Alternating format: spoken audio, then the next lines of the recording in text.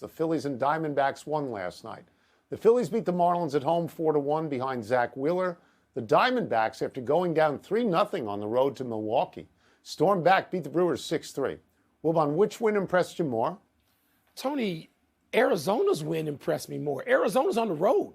Arizona's throwing a rookie out there against a bona fide, Milwaukee Brewers starter who had gone 10-8 and pitched enough innings this season and looked to be a solid favorite in a home opening playoff game. Yeah, and he had a 3-0 lead, gives up the back-to-back home runs. And when you're watching this back-to-back, you're like, uh-oh, this is not good for the Brewers. And I should hate the Brewers because they're a rival of my Cubbies, but I don't really hate them. I sort of like the way they band together. I like the style of play they have, like Craig Counsell. But, Tony, I'm giving it to Arizona for battling back in that game, being down 3-0. I know Zach Wheeler was good. He had the 8 strikeouts. Yeah. He had a lot going on. Yeah. Philadelphia was in the World Series last year, Tone. Yeah, they're supposed to defend their home situation. And they did fine. But the Diamondbacks, and you like to go with who's the underdog and the betting line and all that Vegas junk.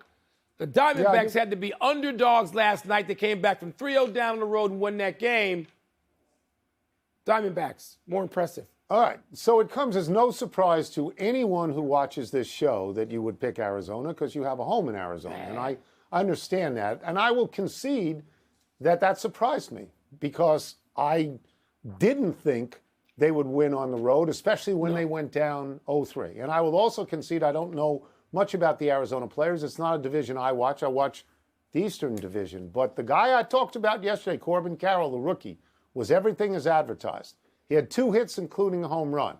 He had 2 RBI. He scored 2 runs. He stole 2 bases, and he had 2 walks. Mikey got on base 4 times, and he was certainly the best Corbin because your boy Corbin Burns spit the bit. He gave up the back-to-backers. He did. Spit the bit. So now I will talk about the Phillies because they come from the road you like to refer to as the land of hopes and dreams, I-95. Well, exactly the land of hopes and dreams. So they were, they beat a division team, which is harder than people think. You keep playing these teams, you don't pound them. And they beat the Marlins. Their star player, Bryce Harper, got into the act, obviously. He ran through a stop sign at third, scored a run. Crowd got very excited. But it was Wheeler. Mike, it was Wheeler. 6 2/3. He was good. 1 earned, no walks, 8 strikeouts. You know what his ERA is in 7 postseason starts? Only because I read it. 2.5. 2.55. Yeah. So that's total money in the bank, 2.55. Tony, by the way, there's one Diamondback player you got to know. Evan Longoria. He's been around for 130 years. Made that big play last night to start a double play. Let me tell you this. The Milwaukee Brewers in your division better hope that the following is true. What? There have only been 12 of these 2 out of 3 series. That's only 12. 10 times the team that won the first game won the series. The 2 times it didn't happen, the team that lost the first game lost at home. So maybe that's what they get. But they get Zach Gallen pitching on them tonight against them for Arizona. He's the best pitcher Arizona has. Yes, he is. All right. Let's move to the National Football League. And the Patriots, who are likely to be without rookie cornerback Christian Gonzalez for the season due to a torn labrum. This news comes amid a 1-3 start and after Sunday's benching of starting quarterback Mac Jones.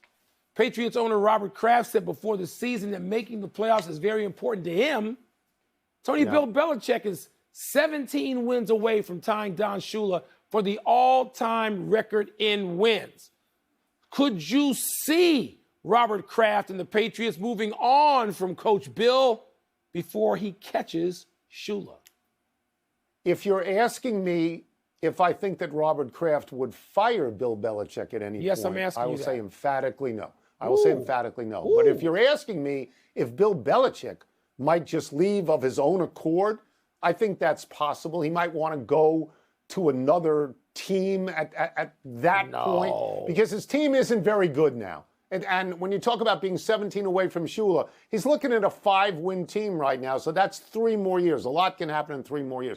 I don't think he's forgotten how to coach, Mike, on any level. No. I don't think he has good players. And he picked the players. Those are his groceries, as his former boss, Parcells, used to say. Yeah. Now, I remember, Mike, and you remember as well, when Tom Landry was fired. But that was a new owner came in and fired him. I was in the building when Jerry Jones said, get out.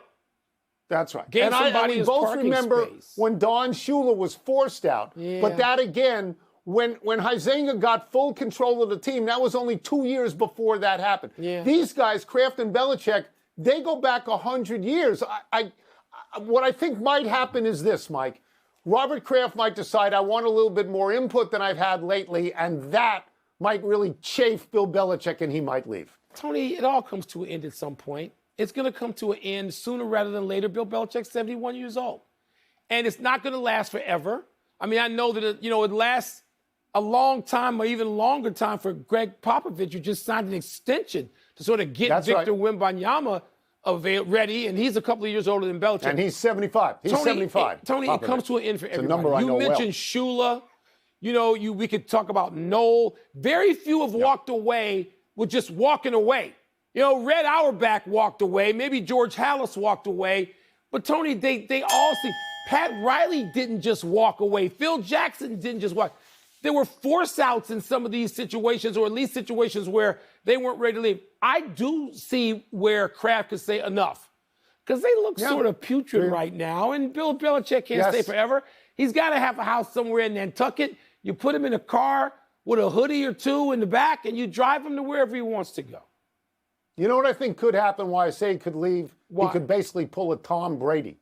Tom Brady went somewhere else and won. Well, he could pull a Tom Brady. Who's going to hire Bill Belichick? Somebody will. If he was a baseball manager, the owner of the Mets would hire him. James Harden, your boy, has arrived at 76ers training camp in Colorado, and Wilbon, eventually you will tell me why they're training in Colorado. But Harden is there, and Coach Nick Nurse said he looked good in today's practice. Adrian Wojnarowski of ESPN reported yesterday that Harden's plan is to make things uncomfortable for the 76ers, so uncomfortable that they will trade him. Wilbon, how do you see this playing out? Well, Tony, they got to trade him. And he can be there, and just being there makes it uncomfortable. I don't think Harden is going to outwardly act unprofessional. I would hope not, because, Tony, he's still got to be an attractive candidate for somebody to want to come and get. So James Harden is sort of recruiting. He can say during this period of training camp, if he plays in exhibition games particularly, hey, look at me, I can still get this done. I can still go out there and, lead the league in assists, which is what James Harden can do because he just did it. So he's got to be an attractive player for others to come want. He's got to lure people in. So I don't think he's going to do anything crazy. But if you're the Philadelphia 76ers, you have got to get James Harden out of there. I said this yesterday at the end of the show. Even if it's for 75 cents on the dollar, you can't have him there, because then what you're going to do is you're going to risk angering Joel Embiid. And he still, while coming up short so far in the postseason, is your meal ticket. You want Joel Embiid, who's the MVP. Get rid of James Harden sooner than later, by October 25th. So I was thinking, why would James Harden report to camp? And the obvious answer is money, but the 76ers have been paying him. Yeah. And they have never said publicly that they're going to dock him. So the other reason would be to show interested buyers what I look like. Yes. And you can see I still play basketball. But I will say this. If Wojnarowski is right, and he is just there to be a thorn in the side, that is small and petty and counterproductive, and it will make him unattractive like Kyrie Irving. It will. People will say, I don't want this guy. I don't have any idea, Mike, and I'm sure you don't either, why the 76ers would even contemplate having him on the squad. He has said of Daryl Morey, the general manager, he's a liar and I'll never play for him. Did it multiple times. And I'll never play for him. Yeah. And if this was a private matter between the two of them, maybe they could work it out. But it's very public, and it feels like there's no way out. It just feels like there's no way out. So the only thing I can think of now, it would be, as you and I would agree, it's better for everybody if Harden is traded. But maybe Morey's angry that it would actually be better for Harden, and he doesn't want that to happen. Tony, because he hates Harden. I know Daryl Morey a little bit, and that sort of thing. That's just not him. And Tony, they're going to want to pursue a championship in Philadelphia. And while Milwaukee and Boston are having an arms race, right, and stockpiling assets, the 76ers are trying to offload some dude who has called the president of ops a liar multiple times publicly. You can't win with James Harden. They got to know that. And Embiid, who's been playing nice at press conferences, Joel Embiid has been a great teammate. He can't, in his heart of hearts, want to He start the wasn't season with Ben with Simmons, Harden. so it's nice Well, that he's a get good Simmons, teammate with James get Harden. him out too. Let's take a break. Coming up, your boy Sean Payton is about to face the coach he criticized this summer, Nathaniel Hackett. How do you think that's going to go? And C.J. Stroud is off to a great start, but is Baker Mayfield, Tony's boy, more likely to keep playing at a high level? So what did you set the deadline at? October 25th? That's the opening night. Why not tomorrow at 2? 24th is opening night. 25th for us here. Why not tomorrow at 2 so we can leave the show with it?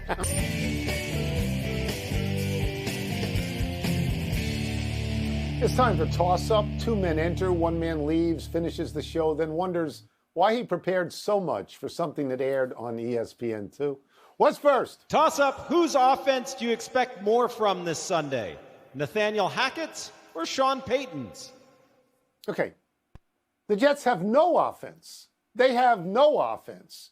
They are saved by the fact that Denver has no defense. Denver has given up the most points in the league so far, 150. They gave up 70 to Miami. Last week, they made Justin Fields look like Johnny Unitas. They really did. So Denver has a pretty good offense, but the Jets have a pretty good defense. That's not the story of this game, Mike. The story of this game is, will Sean Payton have enough moxie and have enough understanding to walk across the field at some point and try to shake Nathaniel Hackett's hand and apologize for the terrible things he said about Nathaniel Hackett's coaching? And if that happens, will Nathaniel Hackett have enough grace and charm to extend his hand as well? Because other than that, I don't really care about 2 bad 1-3 teams. Everything Sean Payton said about Hackett, you're right, it was terrible. It was also true. Every word is true. But let me tell you what the only thing I care about. You talk about what you care about, the handshake. Let me tell you what I care about. Sat here last year and you mocked me because I told you week after week after week when Nathaniel Hackett was hacking it up in Denver that if you got a good coach and you wound up getting Sean Payton, that Russ would come back. What is that stupid phrase? Let Russ eat or let him cook or let him do something? No, let him cook. Okay. Let him cook. Let me just say this to end this segment. Let him eat. Russell Wilson is the 3rd-rated passer in the NFL as of today. I told you he could come back under his new coach, and Sean Payton would find him a worthy reclamation. Yeah, where's the apology? I think we both knew that. Where is the Wilbon? You were right. That's what I want to hear. Wilbon, to this point, you were right. To this point, you were right. And somebody else on the show was wrong. Let him eat. I think it could have been maybe cook. Frank. Let him it's cook. let him cook. Okay. That's next. Toss up, more likely to keep up his surprising play, C.J. Stroud or Baker Mayfield? Stroud's been great.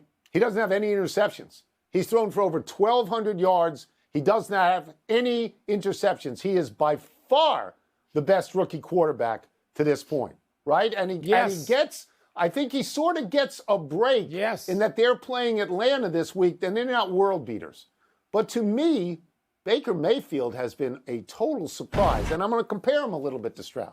Baker Mayfield, who was left for dead by both the Carolina Panthers and the Los Angeles Rams last year, is completing passes at 69.6% of his passes. That's much higher than Stroud. He's been sacked 4 times. Stroud has been sacked 11 times. He's got a higher QBR and a higher rating than Stroud. And his team is 3-1 and Stroud's is 2-2. They'll both have been very, very good. The next game that Mayfield plays is against the Lions. That's a tough one, but it's not this week. It's next week. So this week, I'm going to be able to just say Baker Mayfield's been terrific so far. I'm going to make one analogy. I'm going to go back almost, 20 years, about more than 20 years, and compare Baker Mayfield in his 6th season. Tony, to have a great couple of seasons doesn't mean you have to have all of them be great. It doesn't mean you're going to be a Hall of Famer. But you can find your stride, and maybe Baker Mayfield, like Trent Dilfer. Trent Dilfer did this in his 7th season, and he led a team to the Super Bowl. Okay, you can say that Warren Sapp and that defense did that, and you'd be right. Well, yeah, the defense had something to do with it. And all those guys and the Hall of Fame linebacker. Yeah, they had. So, but Trent Dilfer was riding that thing, and they won a Super Bowl with him in his 7th season. Maybe Baker Mayfield's got a late blooming season in him like that now in his 6th season. We'll see. Maybe. We'll see. Yeah. It's hard. It's early. That's it. Let's take one last break, but still to come. Urban Meyer addresses the rumors that link him with Michigan State. Hadn't heard those. And Terry Francona officially says so long to managing in Cleveland. Love I think the Francona. phrase might be let Russ dress or let Russ drive. I know it's not let Russ eat. I don't know why you're fixated I on don't let know. Russ eat. Happy time, people.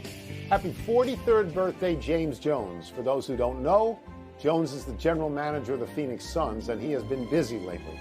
In February, he brought in Kevin Durant, which somebody on this show said would get Phoenix the championship. In June, Jones traded away Chris Paul, brought in Bradley Beal from Washington. In September, Jones traded away recent #1 overall pick DeAndre Ayton, brought in Yusuf Nurkic from Portland, Grayson Allen from Milwaukee. The great holdover player on Phoenix is Devin Booker. Beyond him, there appear to be a lot of spare parts. And Jones, who played 14 years in the league and won 3 championships with LeBron, then hired Frank Vogel to make all this work. Tony, you didn't name the principals in this season for Phoenix, no question. But Yuta Watanabe, Josh Okogie, Eric Gordon, Bo, Nasir Little, that bench is totally underrated and being slept on. And James Jones did a great job with the new owner of course, Matt Ishbia, and putting that group together. Parts. The Suns are going to be deep and good at it. Watch. Happy anniversary, Jared Goff. On this day 9 years ago, the Cal Berkeley quarterback threw for 527 yards and 5 touchdowns to lead Cal past Washington State in a 60-59 shootout. Goff had 8 college games where he threw for over 450 yards, including one where he got 542. He has 7 of the top 10 passing yardage games in Cal history. Goff's numbers led the Rams to draft him #1 overall in 2016 draft. Eventually, they traded Goff to Detroit for Matthew Stafford, which helped the Rams win the Super Bowl and tarnish Goff somewhat. But he's been sneaky good in Detroit, Really Mike. good. The Lions are 11-3 in Goff's Yeah. last 14 games. Made the Pro Bowl last year, and he recently threw 383 passes without being intercepted. I root for Goff, Tony. And by the way, that season, he did not have one of those 400 and whatever yard games against Northwestern. We held him to 281, I think, in the opener in Evanston after we had beaten him in Cal the previous year, but he won the rematch. But I like him and I root for him. Good. Happy trails to managing for Terry Francona. The longtime Guardians manager has officially stepped down from the job he started 11 seasons ago.